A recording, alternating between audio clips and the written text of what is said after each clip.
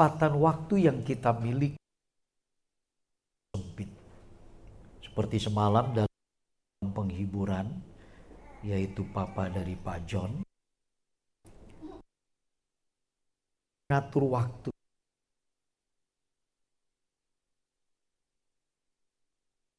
Yang mengatur kita sampai kita tidak bisa mengatur diri kita sendiri. Ya. Nah, tema pagi ini adalah bicara tentang keselamatan. Ya. Beberapa kali Tuhan selalu menitik beratkan bahwa hidup kekristenan itu bukan di tempat di mana dia ada sekarang. Karena itu Tuhan selalu mengajak murid-muridnya supaya meninggalkan apa ada dan bawa untuk engkau ke depan. Dan itu tema yang kita ambil adalah keselamatan. Lebih dahulu kita melihat di dalam surat Roma pasal 13. Tadi sudah bicara Roma pasal berapa? 5 tadi ya. Roma pasal 13, kita lihat bersama ayat 11. Ya. Dari sini nanti kita beranjak untuk sedikit waktu melengkapi kesaksian dari Ibu Debbie tadi. Di ayat 11 mengatakan, nanti saudara melihat ke depan, saya membacakan seperti ini yang dikatakan. Hal ini harus kamu lakukan, ya. Jadi kita harus melakukan hal apa? Itu yang nanti di atas saudara baca di rumah. Karena kamu mengetahui keadaan waktu sekarang, ya. Keadaan itu bahwa saatnya telah tiba bagi kamu untuk bangun dari tidur. Ya. Dikatakan begitu. Sebab sekarang keselamatan sudah lebih dekat bagi kita daripada waktu kita menjadi percaya. Bapak, Ibu, Saudara yang saya kasih dalam Tuhan. Ketika Tuhan memanggil kita, Dia tidak melihat kita kaya, kita miskin, kita pintar, kita bodoh, kita cakap, kita cantik. Dia tidak lihat. Yang adalah bagaimana supaya keselamatan itu terselenggara di dalam kehidupan kita. Ya. Maka dari itu, keselamatan ini begitu berharga. Namun, seringkali kita memandang remeh tentang keselamatan ini. Keremehan kita menanggapi tentang keselamatan, kita bisa melihat bagaimana perjalanan kekristenan kita. Adakah titik di mana kita percaya sekarang kita semakin terus beranjak secara signifikan? Itu saudara harus alami. Kita harus melihat, kita harus introspeksi. Sejauh mana sekarang saya kekristenan yang saya percaya akan Tuhan Yesus. Sebab mengikut Tuhan itu tidak sekedar kita beragama. Mengikut Tuhan bukan jalan sebuah sekularilisme yang kita lakukan. Bukan lagi sebuah aturan-aturan bagaimana gereja menyelenggarakan ibadah. Tapi kekristenan mengikut Kristus itu adalah dia mengimani bahwa hidup yang dia jalani sekarang ini seperti yang dikatakan oleh gurunya, yaitu Yesus sebagai juru selamat. Maka dari itu dengan tegas tadi dikatakan, supaya sekarang saatnya untuk kita sadar, kita bangun. Mengapa? Karena dalam kehidupan kita beragama seringkali mewarnai dalam ketidaksenjangan, di dalamnya kita terbuai, di dalamnya kita terperangkap, di dalamnya kita ada di dalam lingkungan. Saya sudah cukup menjalankan spiritual saya. Jadi orang sudah merasa cukup puas bila ke gereja. Apalagi di hari Minggu dia bisa 2 kali, 3 kali ke gereja. Itu semakin komplit. Dia merasa sudah membalas cintanya Tuhan. Padahal dia ada di dalam satu kubangan yang namanya yaitu berjalannya waktu tanpa disadari dia sedang berjalan di tempat. Sebab sekarang dikatakan keselamatan itu lebih dekat lagi bagi kita daripada waktu kita menjadi percaya. Jadi manakala Tuhan panggil saya di tahun 1979,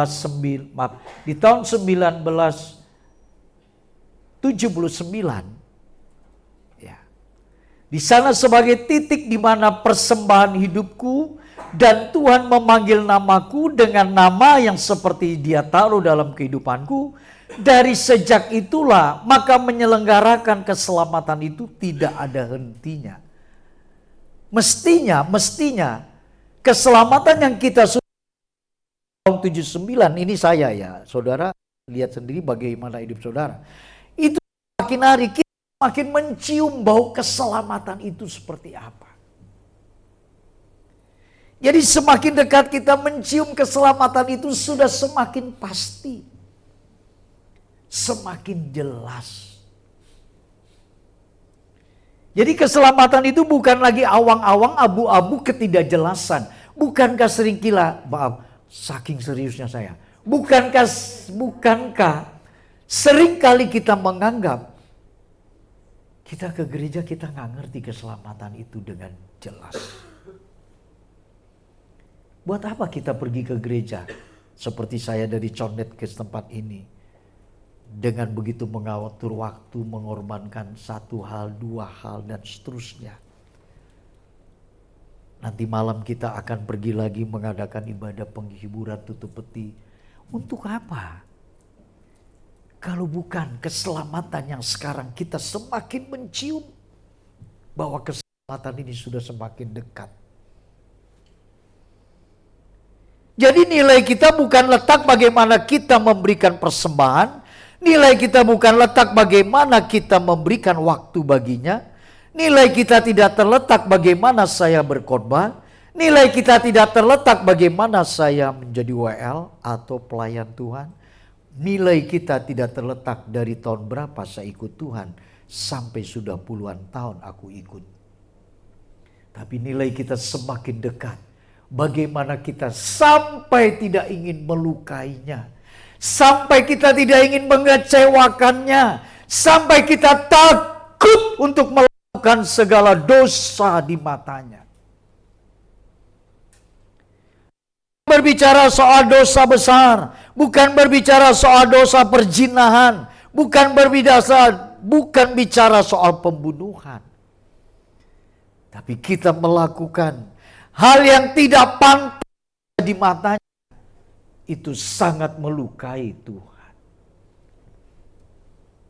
Orang-orang ini akan semakin dekat ke jadi Kristen bukan sesuatu jaminan selamat. Tidak beda dengan agama-agama lain. Tetapi Kristen yang sesungguhnya memiliki kesejatian daripada tujuan agama. Ketika kekristenan itu dibalut dengan korbannya Kristus. Untuk apa jadi orang Kristen bertahun-tahun, tapi hidupnya gak berubah? Bohong, suka bohong. Marah, gak pernah berubah, tidak jadi marah. Karakternya buruk, bad karakter. Karakternya tidak pernah ada satu perubahan seperti secara yang Tuhan inginkan. Buat apa? Untuk apa dia mati di salib? Untuk keselamatan yang dijanjikan. Untuk apa darahnya begitu mengalir habis ketika dia tidak ada sama sekali. Sampai di sana dia berkata, aku haus.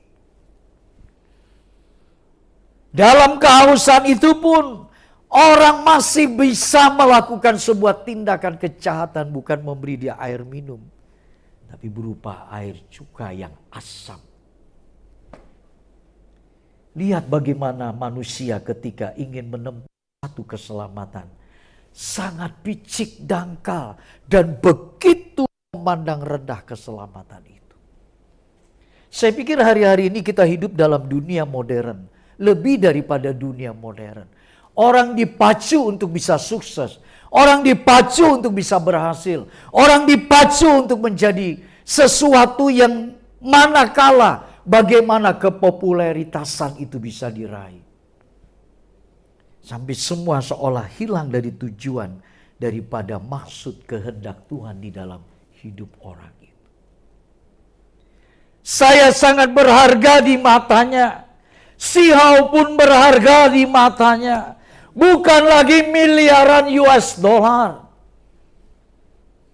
Tapi harga yang mahal ketika darahnya tercurah untuk seorang Andi Siswanto. Tidak ada harga yang bisa kupersembahkan. Sekalipun aku punya harta segunung tingginya, tak mungkin ku bisa membalasnya. Jadi apa yang ku balas? Inilah yang ku ingin supaya dia disenangkan. Dia bisa mengecap kehidupanku. Dia bisa mengecap hidupku dengan apa yang dia mau. Dia bisa merasakan bagaimana yang kulakukan adalah pantas seperti yang dia mau. Itu yang Tuhan inginkan. Itu yang dia mau. Sebab manakala Yesus pun berjalan, bagaimana ketika himpitan, hinaan, ejekan apapun, dia tetap menyelenggarakan karena ada satu. Dia mencium bagaimana untuk keselamatan manusia, orang-orang yang dikasihinya. Sebab itu Injil Yohanes menulis, jikalau engkau mengasihi aku, engkau akan menuruti segala perintahku. Jadi nonsen, busit. Kalau kekristenan itu tiap minggu datang, dia berkata, aku mengasihi engkau Tuhan. I love you. Wo I ni. No I. Balik aja saudara. Buat apa kita umbar yang demikian? Saya punya tetangga namanya Umbar. Tapi beliau udah almarhum. Bukan. Kita lagi konsisten dengan hidup kita dan Tuhan di dalam. Sekalipun kita tidak umbar hidup kita, dia begitu melihat kita.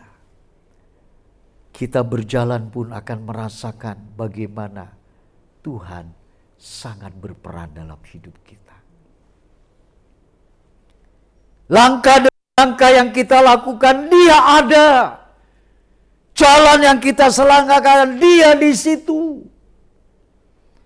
Manakala kita makan, percis seperti Daud katakan, ketika aku tidur engkau ada di sana, ketika aku bangun engkau pun ada di sana, ketika aku ada dalam lembah kekelaman engkau pun ada di sana, dan ketika air mataku engkau pun akan memperhitungkannya.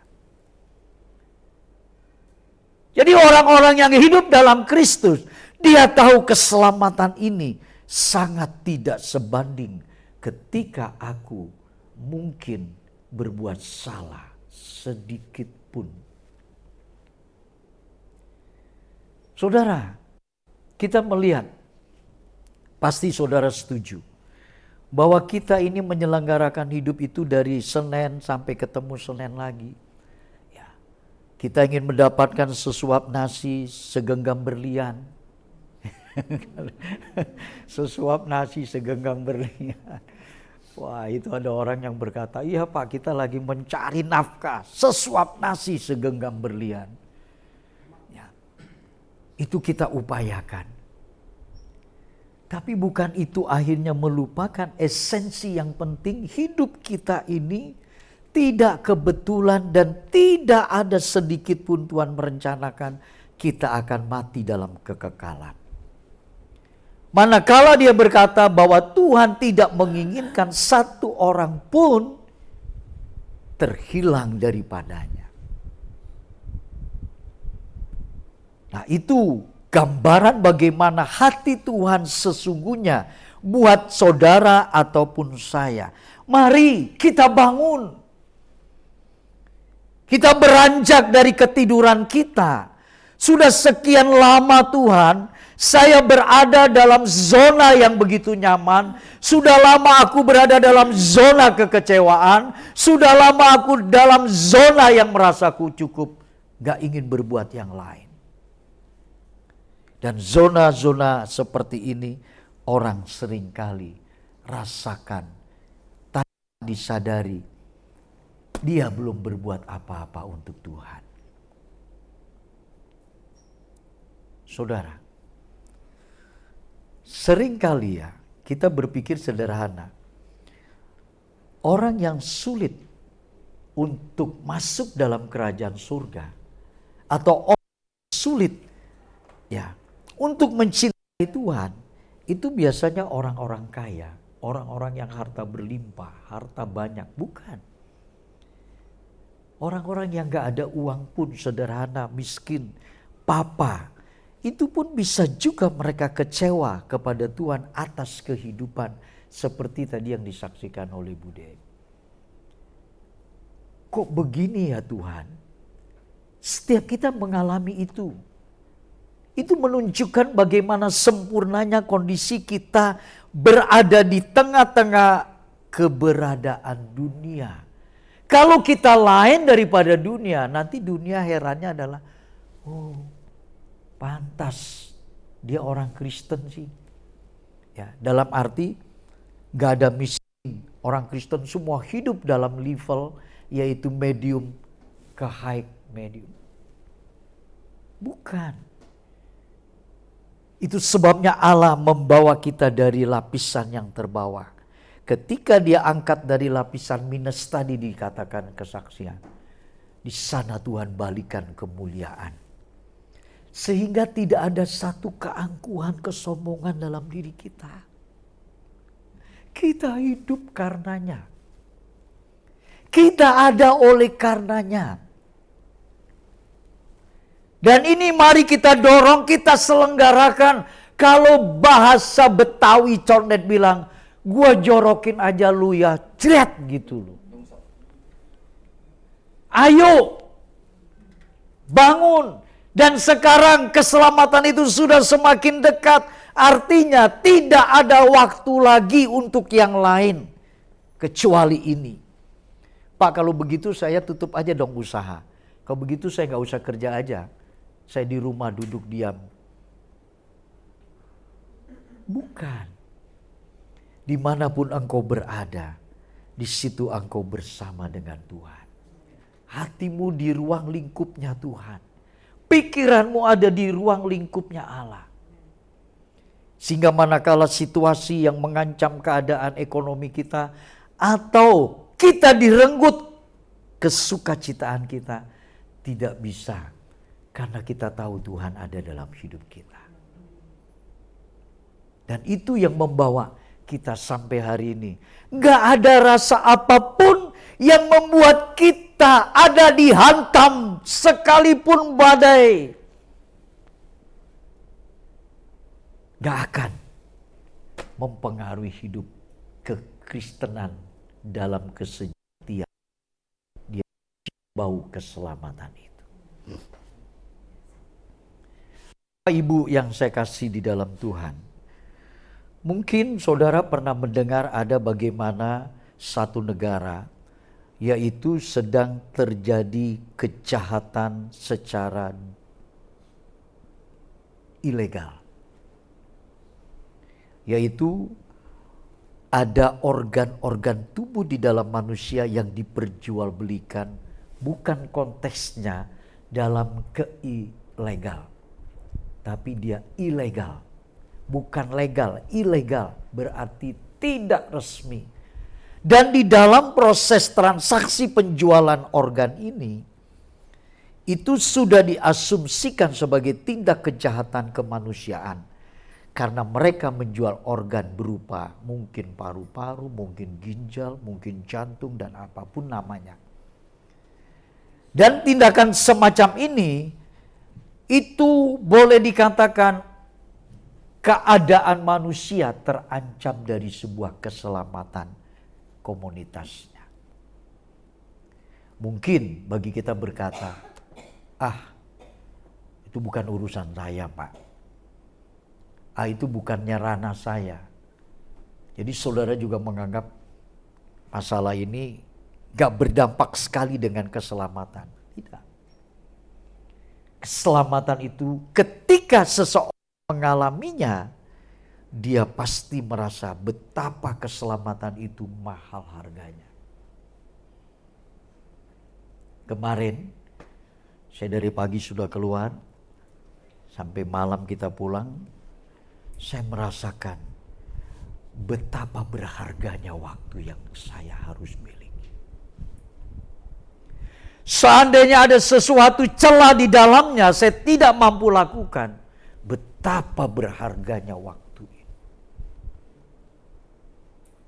Dan ketika rema ini dibukakan dalam benak kedangkalan kita, dalam kebodohan kita, dalam kepicikan kita, kita tidak bisa melihat kebesaran anugerah Allah. Karena itu menjadi sesuatu yang relatif. Relatif adalah biasa kok kita lakukan begitu, bukan? Bangun tidur, cari kopi, cari singkong goreng, ubi rebus. Kalau nggak ada marah-marah, emosi. Mana nih kopinya? Mana ini teh manisnya? Bersungut dan marah. Bukankah seringkali warna dalam hidup kita, kalau ada sesuatu yang gak sesuai dengan kita, emosi, marah, curiga, dan seterusnya. Bingung kan kita? Katanya minggu ke gereja, katanya minggu melayani, katanya minggu ketemu Tuhan, katanya minggu udah dengar firman. Saya seringkali merasa, kemana ya firman itu? Gitu loh saudara. Kemana ya firman itu? Itu saya berpikir begitu. Kan mestinya ketika firman itu nggak usah nabrak lah. Kalau nabrak itu kan saudara bisa jatuh. Nyerempet aja sedikit gitu. Firman itu nyerempet nggak dalam kehidupan saudara? Kalau dia nyerempet itu beberkas. Membekas. Sampai Senin engkau renungkan, iya ya. Kalau bukan karena Tuhan, kalau bukan karenanya, kita seringkali dan mau spontan, masalah kita itu selesai sekejap. Persoalan kita itu sembuh dengan seketika. Kita mau yang begitu. Tapi kita nggak mengerti bahwa sesungguhnya Tuhan punya rancangan-rancangan yang tadi disaksikan Bu Debbie. Indah pada waktunya. Jadi keselamatan menjadi sesuatu barang yang sangat begitu mahal. Bila itu terjadi pada seseorang yang mengalami korban kecelakaan, korban kejahatan. Coba saudara tanya orang-orang yang sakit, ya, kronis ya. Yang stadiumnya itu bukan satu, stadium. Kalau dia masih bisa diajak bicara, sekarang kita coba ngobrol. Tante, yang tante mau sebetulnya apa dari peristiwa ini? Aduh, saya kalau masih bisa dikasih kesempatan satu kali lagi, saya mau hidup sungguh-sungguh untuk Tuhan. Sungguhnya bukan dikit. Mungkin antara Jakarta, Cirebon tadi Cidewi bilang. Sungguh. Gak putus tuh. Apa kita menunggu yang begini Bapak Ibu?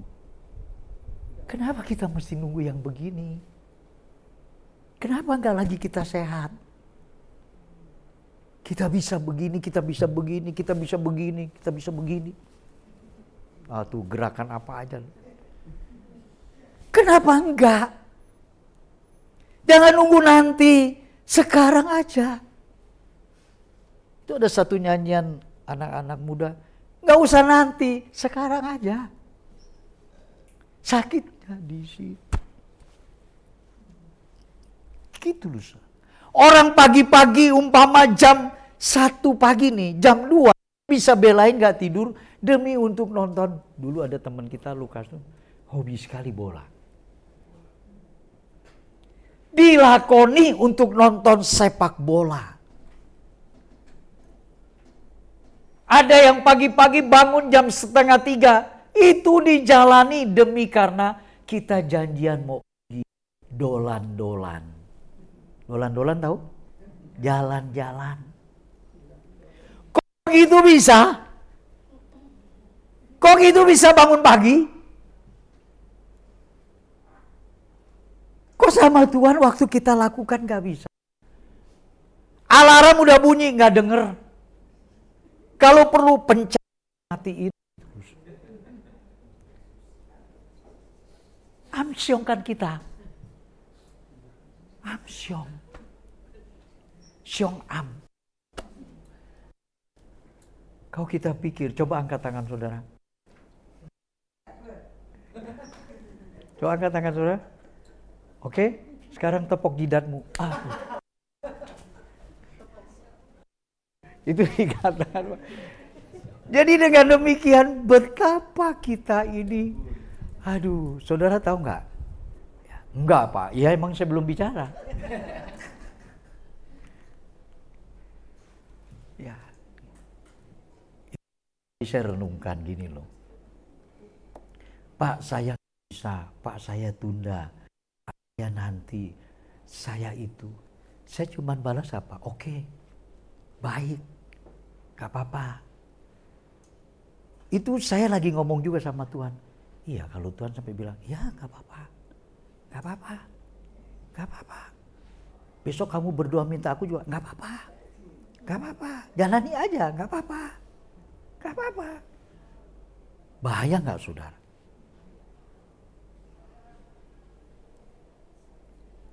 Itu kehidupan kita tuh, ini kenyataan yang kita sedang jalani dalam kehidupan kita. Nah untuk itu, saya selalu merefleksikan dari kejadian demi kejadian, menyelenggarakan hidup ini adalah kita belajar. Itu makanya kita punya podcast namanya Sekolah Kehidupan. Kita belajar tentang hidup itu belajar. Kehidupan itu belajar. Mengapa itu bisa terjadi di dalam konteks kejahatan dan korban orang karena kejahatan itu jadi mahal keselamatan. Coba harus alami. Maka tadi saya umpamakan orang yang sakit ditanya, dia hanya satu kata, saya pengen sembuh. Tante kalau saya kasih uang 1 miliar, pilih sembuh apa 1 miliar? Kalau dia mau jujur, penyakit ini sudah dikatakan dokter, tidak lama tante meninggal. Hitungan hari tante tuh meninggal sebulan lagi ke depan. Lalu kita bawa nih uang. Tante mau pilih 1 miliar atau sembuh? Uang aja dia ada harganya Bapak Ibu. Sebab itu ketika kaya di Injil Lukas memperumpamakan, hai jiwaku bersukacitalah, hai jiwaku bersenang-senanglah, karena sekarang kau menikmati sampai tahun-tahun kemurahan kemakmuranmu. Engkau tidak mengalami kesengsaraan dan penderitaan, karena lumbung-lumbung yang kubangun ini cukup untuk persediaan. Kata, hai orang kaya, kalau malam ini juga jiwamu diambil, kemanakah engkau pergi? Kita nih sebenarnya tadi seperti yang saya katakan, kalau jarang sekali orang tentang kehidupan. Pak, kayaknya Bapak bicaranya nih soal kematian, soal lama lagi nul. Ya memang begitu kehidupan kita, besok lusanya udah ada yang ke Pondok Rangon, Tanah Kusir. Apalagi yang jauh tuh Sandiago. Sudah pernah bayangkan gak, pikirkan gak, ketika sudah kita gak ngerti apa-apa, di sana orang cuma di belakang langit biru ada mahkota, kita udah gak tahu. Tapi seandainya kita tahu itu, kita cium baunya. Dan Paulus katakan, itu keuntungan bagiku. Dan Bapak Ibu, ya, kehidupan kita diwarnai dunia lagi. Tapi kehidupan kita diwarnai warna yang begitu indah. Kita tidak menginginkan ini lagi, kita tidak menginginkan itu lagi. Tuhan kasih oke, gak kasih pun gak masalah. Kita jalani sebagaimana kita jalani. Yang kita mau gak dapat, jangan kita kecewa. Jangan kita luka, jangan kita sakit hati. Di situ kita belajar terus. Dan terus belajar. Sehingga pompa kehidupan keanugerahan Tuhan. Mengapa bisa kasih kebanyakan?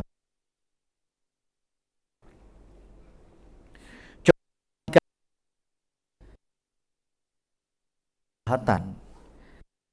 Kali terjadi kejahatan, sebentar kita selesaikan. Tingkat kejahatan bukan semakin rendah. Tingkat kejahatan bukan semakin bertambah. Tapi tingkat kejahatan makin bertambah.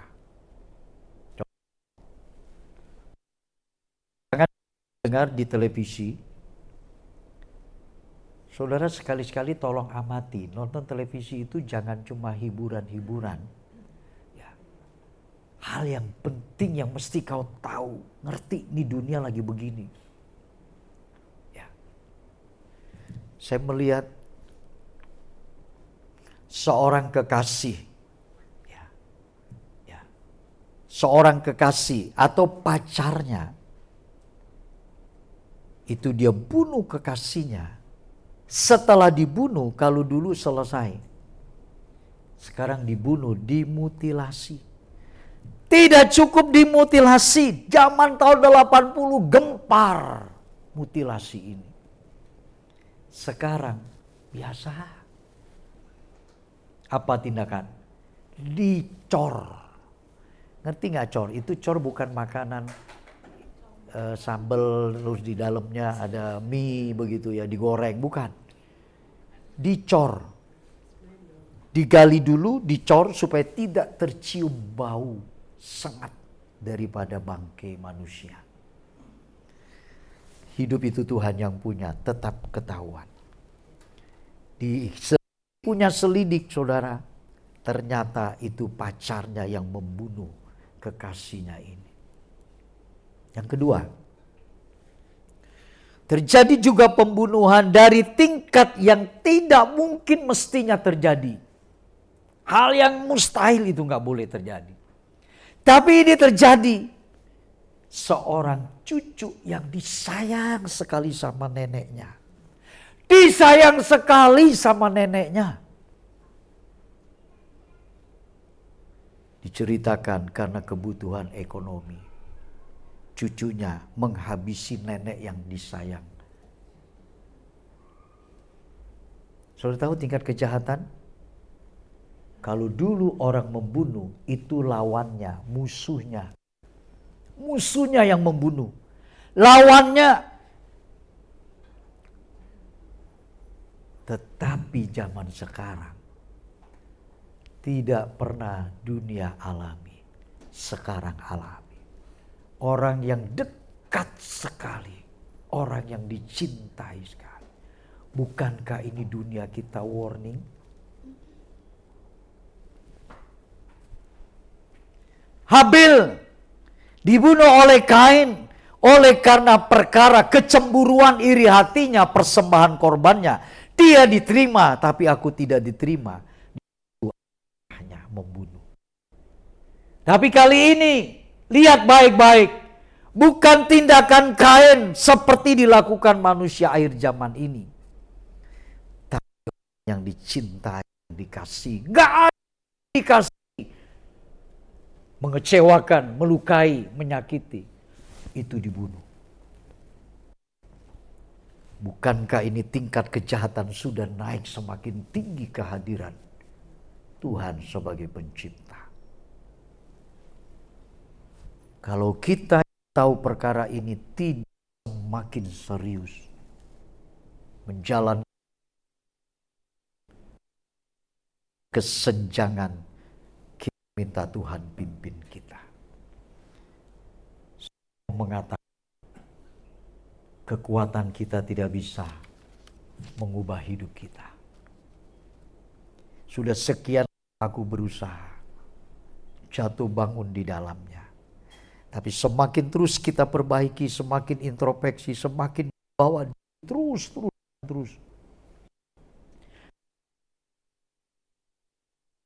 Dekat sekali kepada Tuhan. Sehingga keintiman itu tercipta seolah tidak ada dunia lagi kecuali dengan Tuhan. Nanti minggu depan mungkin jika Tuhan izinkan, kita diberi tema dengan satu berhala. Jadi berhala itu bukan konteksnya soal kaya, miskin, harta yang berlimpah, bukan. Tapi tunggu aja Tuhan. Kalau sekarang saya khotbahkan nggak enak lah, tunggu aja ya minggu depan. Nah oleh karena itu Bapak Ibu, mari. Saya rindu saudara datang ke gereja bukan untuk memenuhi bangkunya. Saya datang rindu saudara karena kita mau memenuhi panggilan Tuhan. Menjadi kekasih jiwanya. Menjadi orang-orang yang sangat dicintai dan Tuhan menginginkan itu. Sampai jumpa di minggu yang akan datang. Tuhan Yesus berkata. Mari kita sama-sama